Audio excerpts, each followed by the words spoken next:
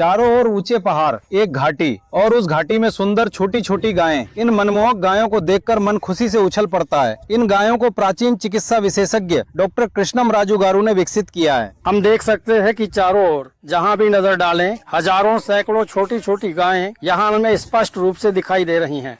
Doctor कृष्णम राजू को छोटी गायों की इस पूरी दुनिया को बनाने में कितने वर्षों की अवधि लगी, चलिए उन्हीं से जानने की कोशिश करते हैं। तेलुगु राज्यों में अगर हम देखें तो कोई ओंगोल की बात करता है, कोई पुंगनूर की और कोई इसे देवरकोंडा कहते हैं। अब तो इसे मिनिएचर, माइक्रो मिनिएचर तक कहने लगे हैं। आखिर ये नस्ल यहाँ कैसे इतनी विकसित हो रही है?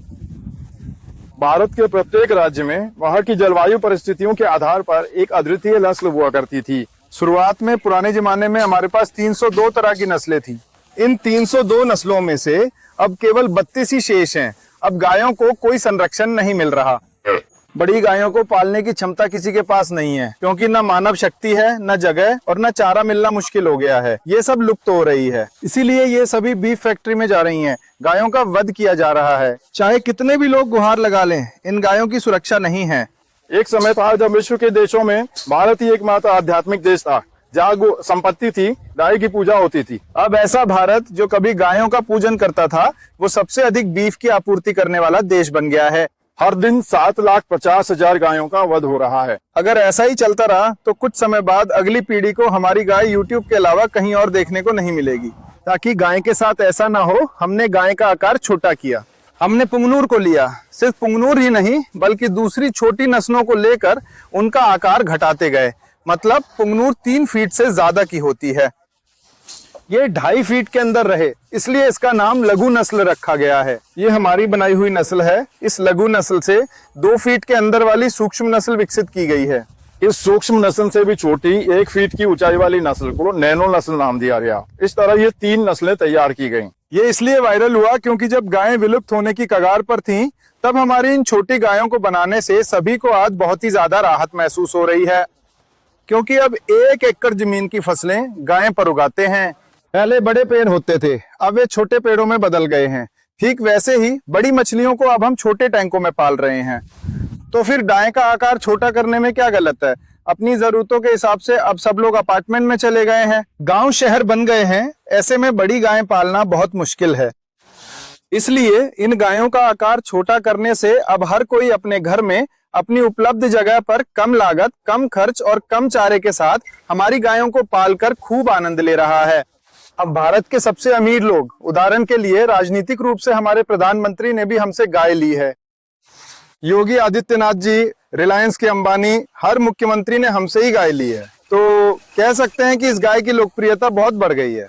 लेकिन एक मुख्य आलोचना यह भी है कि यह प्रकृति के विरुद्ध हो रहा है। उन आलोचनाओं पर आपका क्या कहना है? प्रकृति के विरुद्ध वो है जब हम इन्हें इंजेक्शन देकर या लैब में बनाकर नया जीव पैदा करते, वो प्रकृति के विरुद्ध होता। स्वाभाविक रूप से गाय का जन्म या प्रकृति के विरुद्ध कैसे? ये प्रकृति के विरुद्ध नहीं है, ये तो प्रकृति के स्वाभाविक नियमों से पैदा हुई नस्ल है। मुख्य रूप से पहले जब हम ओंगोल कहते थे तो उसकी ऊंचाई कितनी होती थी, और अब जो आप ये सूक्ष्म, लघु और नैनो गायों की बात कर रहे हैं, इनका आकार कितना है? ओंगोल गाय 5 से 6 फीट के बीच होती है। ये सभी 2.5 फीट से कम के हैं। 2.5 फीट से कम लघु, 2 फीट से कम सूक्ष्म लघु और 1 फीट से कम ऊंचाई वाली नैनो नस्ल हैं। यहाँ जितनी भी हैं हम देखें तो ये सभी बछड़ों जैसी ही लगती हैं। क्या इनमें से कोई गर्भवती भी है? ये बछड़े नहीं हैं, बछड़ों जैसे दिख सकते हैं। ये 5 साल की है, इसकी ऊंचाई 25 इंच है। ये गर्भवती गाय है। ये देखिए, ये गर्भवती गाय है, ये गर्भवती गाय है। ये दोनों ब्रीडिंग बुल हैं। ये नैनो नस्ल है, 1 फीट से कम। कितने महीने की हुई है? इसे पैदा हुए 10 माह हुए हैं। ये सभी गर्भवती गाय हैं, बछड़े नहीं। यहाँ भले ही कुछ बछड़े दिख रहे हैं, लेकिन यहाँ माएं, पिता और उनके बच्चे भी उपस्थित हैं। नैनोपैथी गौशाला की स्थापना से लेकर अब तक कितनी पीढ़ियां आ चुकी होंगी, और इन गायों को इस स्तर तक विकसित करने में आपको कितने सालों का समय लगा होगा? हमने कुल 9 पीढ़ियां तैयार की हैं। 9 पीढ़ी का मतलब ये है कि अगर मैं आपको सामान्य गाय और इसमें अंतर बताऊं, तो हमारी सामान्य गाय को यहाँ तक कि पुंगनूर को भी परिपक्व होने में 3 साल लगते हैं। ये 1 साल 2 से 6 महीने में परिपक्व हो जाती है। ये 1 साल ज्यादा से ज्यादा 4 महीने में तैयार हो जाती है। ये हमारी 9वीं पीढ़ी है। हमने इसे 5 फीट से धीरे धीरे छोटा किया है। साइज घटाते घटाते अब हम इसे 1 फीट तक ले आए हैं। डॉक्टर साहब, एक बात बताएं, आपने गाय का साइज छोटा कर दिया। लेकिन आम देसी गायों के मुकाबले इसका दाम बहुत ज्यादा है। लोग कहते हैं कि आप गाय बेचने में बहुत व्यावसायिक हैं, इस पर क्या कहेंगे? कमर्शियल? अरे ये एक असली नस्ल है, महीने का 85 लाख रुपए खर्च होता है। क्या हमें अब तक सरकार से एक भी रुपया मिला है या किसी ने 1 रुपया का भी दान दिया है? क्या मैंने कभी किसी से दान लिया है? अब तक करोड़ों का खर्च आया है। क्या मैंने किसी से पूछा? कुल 3200 गायें हैं। हाँ, एक गाय का पालन पोषण करना ही मुश्किल है। इतनी गायों को तो चारा खिलाना होता है। चारा कितना है? 40 रुपए किलो। तो सिर्फ चोकर है, महीने में कितने टन? 10-12 टन लग जाता है। फिर साइलेज, दाना, ये सब मिला के कितना हुआ? 56 लोगों का कर्मचारी और 4 डॉक्टर हैं। 1 महीने का रख रखाव आकर देखें, 10 गायें मुफ्त में ले जाएं।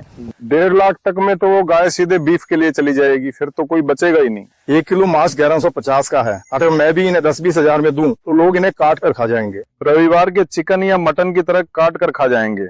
सबसे पहले गाय को मूल्यवान मानना होगा। जब हम गाय को अहमियत देंगे तब वो सड़क पर क्यों रहेगी? सड़क पर गायों का प्लास्टिक खाने की नौबत क्यों आई? सब पूजते हैं, पीछे से हाथ जोड़ने वाले हैं, पर घर में रखकर पूजने वाले कितने हैं? मंदिर में रखकर कौन पूजता है? वो प्लास्टिक क्यों खाएगी? आज बाजार में गायें 5, 6, 10 हजार में बिक रही हैं।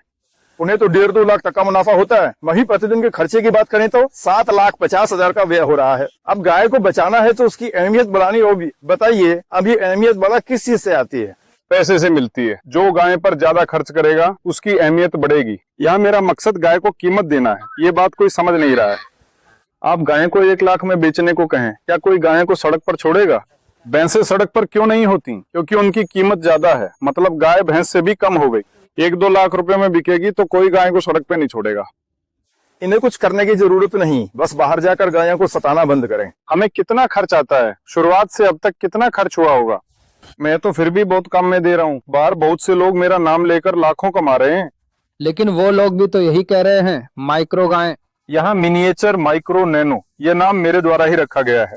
इसे मैंने ही बनाया है। इसका पेटेंट मेरा है और ट्रेडमार्क भी मेरा ही है। मैं एक इंसान का डॉक्टर, अपना काम देखते हुए मुझे ये काम भी देखना पड़ता है। जगमपेटा, गोकावरम में कुछ ऐसे बाजार लगते हैं। उन बाजारों में हमारी देसी नस्ल के बछड़े होते हैं जो 20-25 हजार में गाड़ी मंजा गाय होती है। माँ और बछड़े को साथ रखते हैं। ये लोग क्या कर रहे हैं कि इन माँ बछड़ों को लेकर माँ को बीफ के लिए दे देते हैं और इन बछड़ों को मिनिएचर और माइक्रो बताकर बेच रहे हैं।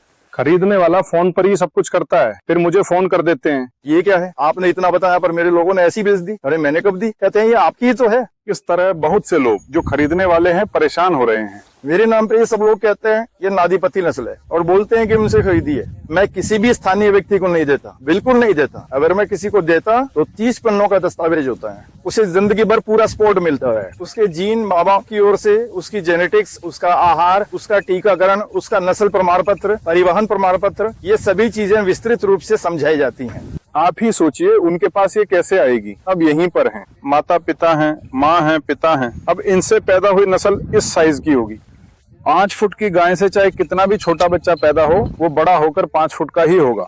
अगर इतने लोग खरीद के ले जा रहे हैं तो उन्हें उनके माता पिता को दिखाने के लिए कहिए। बछड़े को छोड़े वो लांग के पास जाएगा, ये सबूत है। दिखाने को कहें, उनके पास वो होंगे ही नहीं। खरीदने वालों को जानकारी नहीं होती। एक तरह से गौ माता की सुरक्षा हो रही है। बाजार की गायों को भी घर में पालने की नौबत आई है तो ये मेरी ही वजह से है। मेरे लिए इतना ही काफी है। मुझे फर्क नहीं पड़ता कि वे नकल कर रहे हैं या धंधा। मेरा मकसद है कि गाय को कीमत मिले। तो कुल मिलाकर आपकी जो नादीपति माइक्रो गायें हैं या माइक्रो मिनिएचर गायें हैं, इनके पेटेंट अधिकार आपके ही पास हैं, क्या ये कहना सही होगा? पेटेंट तो मेरा ही है। IPR नंबर आ गया है। यहाँ ट्रेडमार्क में मिनिएचर पुंगनूर, मिनिएचर गायें, माइक्रो मिनिएचर, नादीपति नैनो, नादीपति मवेशी, सब कुछ शामिल है। 6 ट्रेडमार्क और 1 पेटेंट। यहाँ जहाँ ये गाय रहती हैं वो जगह 5 एकड़ की है। इसके अलावा पीछे चराई के लिए और 10 एकड़ जमीन है। इसके अतिरिक्त गायें 3 से 5 किलोमीटर तक चरने जाती हैं। तो धन्यवाद सर, डॉक्टर साहब। नादीपति की जो भी सूक्ष्म गायें हैं उनके सभी पेटेंट अधिकार हमारे ही पास हैं। साथ ही अगर कोई हमसे छोटी गाय खरीद कर ले जाता है तो हम उन्हें मेडिकल सहायता भी देते हैं।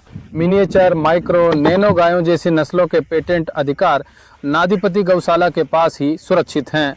बाहर बहुत से लोग धोखाधड़ी वाली घोषणाएं करके भी भोले भाले लोगों को ठग रहे हैं। वे खास तौर पर चेतावनी दे रहे हैं कि आप उनके जाल में न फंसें।